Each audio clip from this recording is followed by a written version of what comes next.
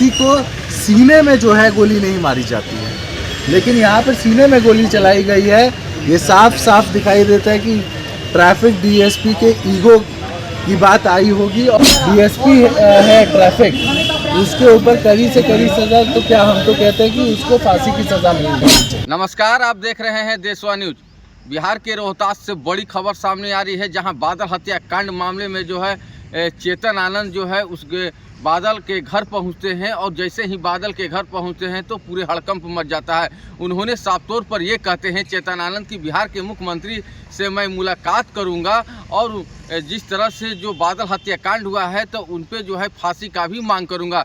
तो जिस तरह से जो है अगर हम बात करें कि जो सासाराम में जो है वो बादल हत्याकांड हुआ था, जिस तरह से जो है बर्थडे पार्टी के दौरान जो है जो ट्रैफिक डीएसपी जो आदिल बिलाल रहते हैं वो वहां पर जाते हैं, और वहां पे झड़प हो जाती है लड़के और पुलिस के बीच में, और ट्रैफिक पुलिस के बीच में, और वहां पे जो है ये गोली चला दिया जाता है। और सबसे बड़ी बात हम बता रहे हैं कि जिस तरह से जो सर्विस रिवॉल्वर है आदिल बिलाल का, उसे पुलिस ने जब्त कर लिया है। और आपको बताते चले कि जिस तरह से जो बादल हत्याकांड है इसका जो तूल है वो पकड़ता जा रहा है। और आपको हम बता रहे हैं जिस तरह से जो परिजन की बात करें तो परिजन ने भी जो है उन्होंने साफ तौर पर कह रहे हैं कि जो बादल हत्याकांड हुआ है, जिस तरह से जो बादल को गोली मार दिया गया है उसे फांसी की सजा हो। और सबसे बड़ी बात हम आपको बताते चले कि जिस तरह से जो है चेतन आनंद उनके घर पहुंचते हैं और वहां पे मीडिया कर्मी से बात करते हुए कहते हैं कि बिहार के मुख्यमंत्री से मुलाकात करूंगा और फांसी का मांग करूंगा। पुलिस का एक रूल होता है,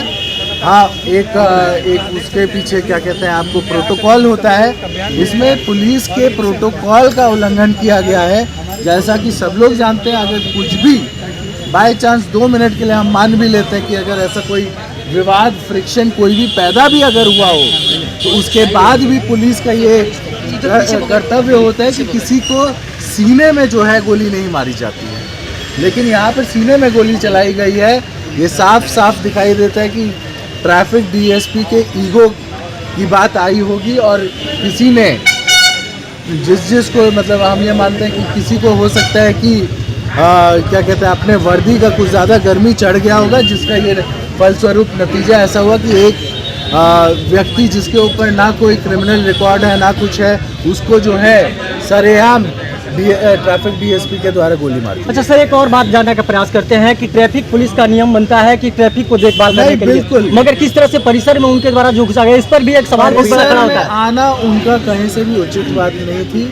अगर परिसर में कोई ऐसा विवादास्पद चीज हो भी रहा था, अगर, वैसे तो जो लोगों ने बताया ऐसी कोई बात नहीं थी, लेकिन अगर ऐसा कुछ था भी तो हम ये मानते हैं कि ये काम किसी और का था, ट्रैफिक डीएसपी का। कहीं से भी उसके ज्यूरिडिक्शन में नहीं होता है कि वो किसी के घर के अंदर घुस करके किसी के ऊपर गोलियां चलाए। और गोलियां एक गोली नहीं, कई एक राउंड गोली चली है। 3 लोग शायद इसमें जख्मी हुए, जिनमें से एक का जो है मृत्यु हो गया। ये अपने आप दिखाता है कि किसी सरफिरे के हाथ में अगर पिस्टल पकड़ा दिया जाए तो क्या होता है। लेकिन ये मामला लीपापोती पर जिस तरह नहीं से किया होगा, जा रहा है, हम बता रहे हैं, एसपी साहब हम बोल रहे हैं एसपी का अभी तक अरेस्टिंग नहीं हुआ। ये एसपी का दायित्व बनता है। एसपी साहब से मेरी बात भी हुई है, हमने उन्हें आगाह भी किया है।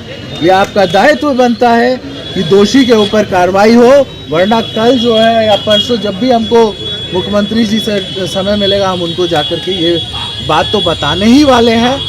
अब यहाँ के जिला प्रशासन के ऊपर है कि वो दोषी को बचाएंगे या फंसाएंगे।